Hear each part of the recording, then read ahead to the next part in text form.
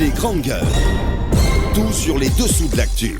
Ici, l'actu rime avec liberté de ton sur Radio Espace. Également sur Espace TV, tous les soirs, vous avez accès à cette émission. Merci à vous qui nous écoutez à l'international. Continuez à réagir. Hashtag Espace GG, le numéro de téléphone s'affiche juste en bas de l'écran. Si vous nous écoutez à la radio, c'est le 00224 657 39 13 13. Avec plaisir, évidemment, nous allons prendre en compte vos messages dans cette émission. Dans un instant, il va nous rejoindre dans ce studio. On parle de cet ouvrage, mesdames et messieurs, ce matin. Lettre d'un Africain indigné à ses petits-enfants. C'est le titre d'un nouvel ouvrage donc signé de Kémoko Touré, ancien directeur général de la CBG. Il sera dédicacé donc ce jeudi 25 avril à marge donc des 72 heures du livre au studio Kira ici à Conakry. Une dédicace qui intervient dans un double contexte politique et économique avec d'une part le débat sur la constitution en Guinée et d'autre part la tenue donc de la 6e édition du symposium Mine Guinée. Quel message adresse-t-il au travers donc de cet ouvrage et que pense-t-il de ce forum minier? Quelle est sa position sur le débat relatif à un possible changement constitutionnel en Guinée? Monsieur Kémoko Touré, il faut le rappeler, ancien DG de la CBG, il nous rejoint d'une minute à l'autre dans ce studio. La Guinée qui célèbre un de ses fils prodiges, Adama Sano, récent vainqueur donc du concours international de mémorisation du Saint-Coran. Un concours annuel auquel 185 pays ont pris part au Koweït et qui s'est achevé donc par le sacre du jeune Guinéen qui aura bientôt ses 12 ans. Le peuple et ses dirigeants saluent cette performance qui exprime leur fierté. Et comment ce concours s'est-il déroulé? On essaie de comprendre ce matin comment l'heureux récipiendaire a-t-il fait la différence. Il nous rejoindra dans ce studio, mesdames et messieurs. Et bien sûr, c'est Adama Sano, vainqueur du concours international de mémorisation donc du Saint-Coran au Koweït. Quelques réactions des auditeurs sur notre plateforme, le 657 39 13 13. On va y aller avec ces auditeurs évidemment très nombreux ce matin à réagir avec cet autre message que nous avons. Le passage d'une république à une autre est souvent le résultat d'un certain nombre de changements ou révolutions. Ainsi, en France, la 5e République est le fruit d'un coup d'État qui a vu le général de Gaulle propulsé donc à la tête du pays. En Côte d'Ivoire, une nouvelle constitution a été adoptée parce que la précédente était la source de la guerre civile qui a dévasté donc le pays. En Guinée, il n'y a aucune opportunité, aucune urgence pour adopter donc une nouvelle constitution. Soyez sûrs que de notre détermination. Donc lui, il est de l'UFR, il s'appelle Kaba Moria. On va rester dans le sillage avec cette autre réaction, toujours sur le 657 39 13 13, avec Lai Junior Condé qui nous écrit: Lamine, loin de moi toute idée de prendre part au débat sur cette chose-là. Je n'ai pas qualité, n'ayant pas tous ces contours, mais en tant que citoyen du pays, je pose la question suivante. Sommes-nous condamnés à vie à subir cette constitution qui n'est pas parfaite? Il pose la question. Est-ce qu'on refuse à Alpha aujourd'hui, l'accepterons nous pour un autre un jour? Comment il pose toutes ces questions ce matin-là, Junior, pour une fois sérieux. Évidemment, il nous envoie ce message. On va continuer parce que je ne peux pas lire tous les messages, mon cher Titi, avec notre invité déjà installé dans ce studio. Si tu permets, avant d'aller à l'interview, il y a quand même cette rumeur qui a pris la toile hier et qui donnait Adjanatou Chérif morte. Et je pense que apparemment c'est parti d'un site internet de la place dont je ne vais pas nommer ici, mais c'est selon, parce que j'ai été approché par plusieurs membres de sa famille, notamment la famille Konaté. C'est absolument faux. La dame, la mamie, comme vous avez eu le plaisir de la surnommer, n'a pas Mamie Ouattara. Bien, elle est en vie, elle est à Paris, en France. Donc tout se passe pour le mieux donc pour elle. Elle n'est pas du tout décédée. Adjanatou Chérif, coordinatrice nationale du DRP Arc-en-Ciel, elle est bel et bien en vie du côté de Paris. Non mais c'est bien dit. Mais écoutez, Titi. Non mais c'est vrai. Oui, c'est vrai que ça avait pris. Ça avait pris quand même au-delà de la toile autour de son domicile, il y avait pas mal de monde. Voilà. Monsieur Touré, bonjour. C'était perceptible. Bienvenue. Bienvenue. Allez-y. Est-ce qu'on peut dire que vous êtes un Africain indigné et pourquoi? Et parce qu'il ajoute et autant. Ouais. Cette interjection. Pour moi, c'est le titre africain, c'est le titre guinéen. Ouais. Et autant, c'est un cri de désespoir. Ouais. c'est un cri d'indignation. Ouais. Et à certains égards aussi, un cri d'espoir. Puisque la vie ne se termine jamais avec aucune vie humaine. Ouais. Donc j'ai toujours espoir que les Africains finiront par se réveiller. Ouais.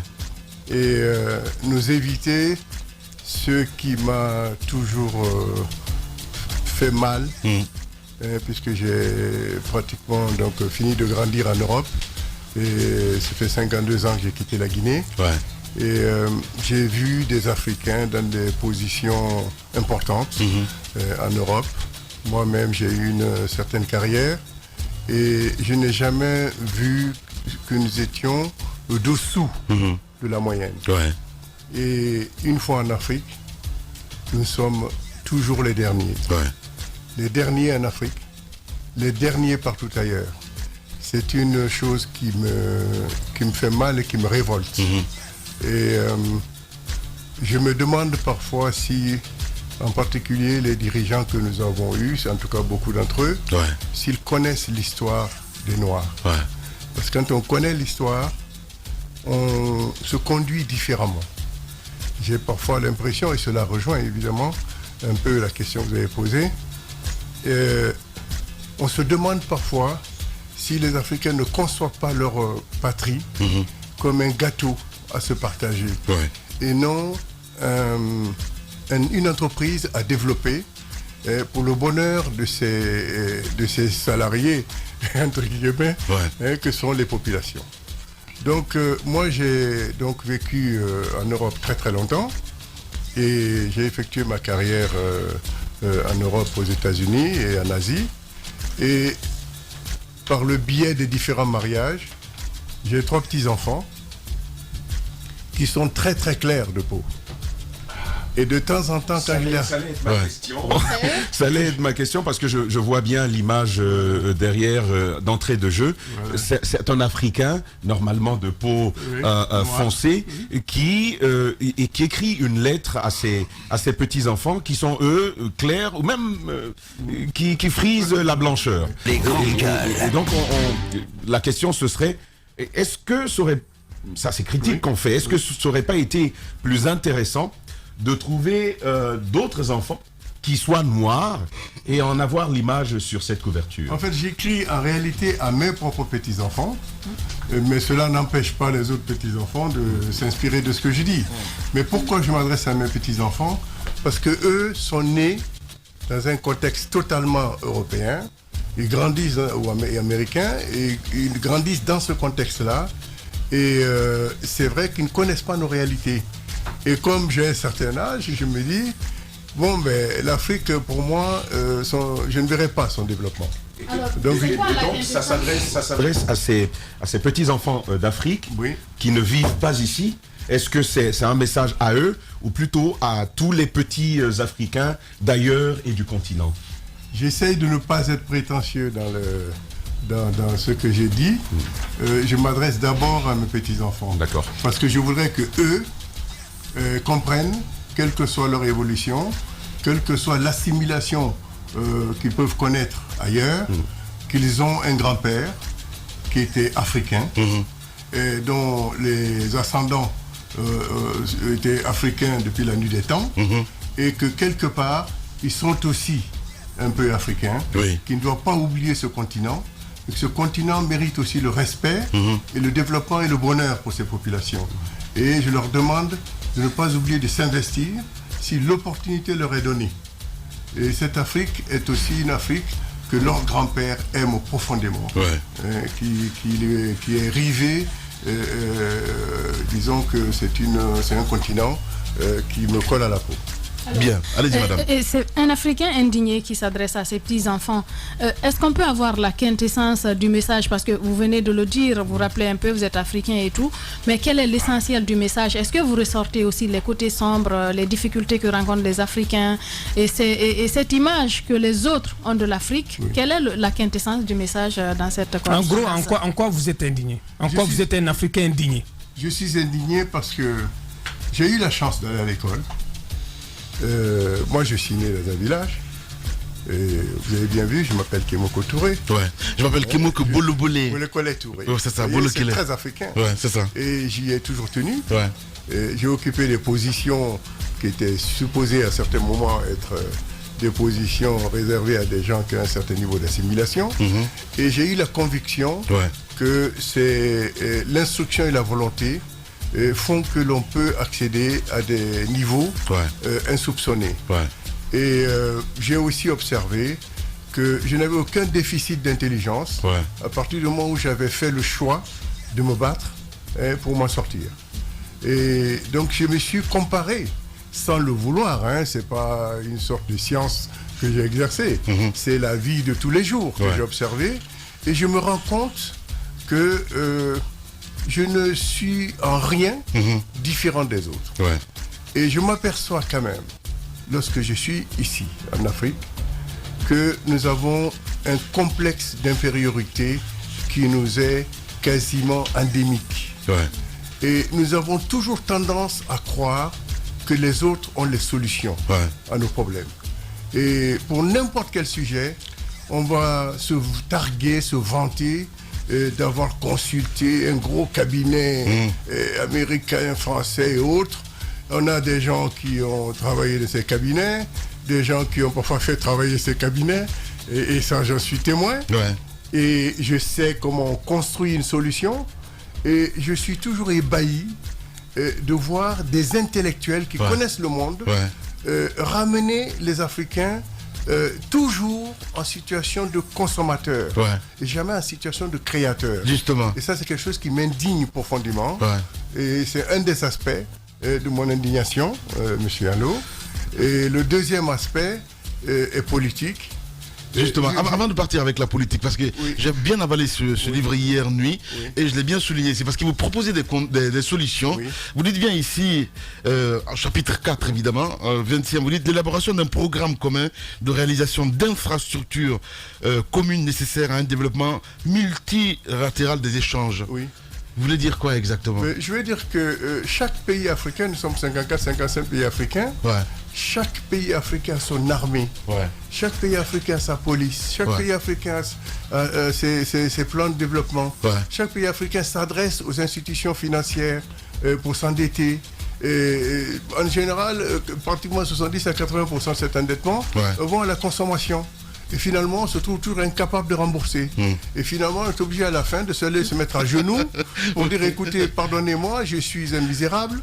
Je vous ai emprunté de l'argent, mais je n'ai pas su l'utiliser. Faites-moi les grandes gueules. Très endetté. Voilà. Et puis on est très fiers après d'avoir le programme. Justement. Et ça, c'est du misérabilisme. Alors que les pays africains, s'ils mais il y a d'autres pays qui ont compris ça, comme le Ghana, entre autres. Il y a des pays, des pays qui s'affranchissent, qui essayent de s'affranchir, mais en réalité, ils sont trop petits. Et souvent, ce qui se passe, ces pays, dès qu'ils vont aborder une phase de développement, ils seront envahis par ceux qui ne sont pas développés. Mais si l'Afrique mettait en place un certain nombre de programmes communs, eh bien, ils économiseraient de l'argent, ils imposeraient des prix aux fournisseurs. Parce qu'aujourd'hui, chaque prestataire vient à chaque pays africain, et puis selon la force et la faiblesse des gouvernements, se faire de l'argent. Bien. Kémoko Touré, notre invité ce matin chez les GG, allez-y. Alors oui, c'est assez négocié. Alors vous dites que voilà, alors on parle bien du chapitre. On parle lire. Oui, je l'ai bien lu. Alors on parle du chapitre 2. Vous avez le chapitre 2. Vous commencez par présenter ce que les pays africains ont en commun, en bien. L'unité africaine, avoir subi la colonisation et tout, mais également ce qu'ils ont, vous dites, malheureusement en commun. Et j'ai souligné un aspect, vous dites qu'ils ont en commun d'avoir épuisé toutes leurs forces et d'anéantir toutes leurs opportunités de développement. Est-ce que ce n'est pas fataliste tout ça? Vous condamnez l'Afrique là? Absolument. Mais oui, en même temps que la condamne, je propose des solutions pour qu'elle s'en sorte. Mais je suis obligé de faire un constat, c'est que chaque fois qu'un pays africain pratiquement commence à atteindre un niveau de développement, on a soit des guerres, soit des coups d'État, soit des bouleversements particuliers qui remettent en cause complètement ce développement. Bien. Voilà.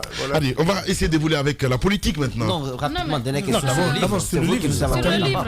Vous invitez vos petits-enfants à déguster quelques proverbes africains en conclusion de cet ouvrage.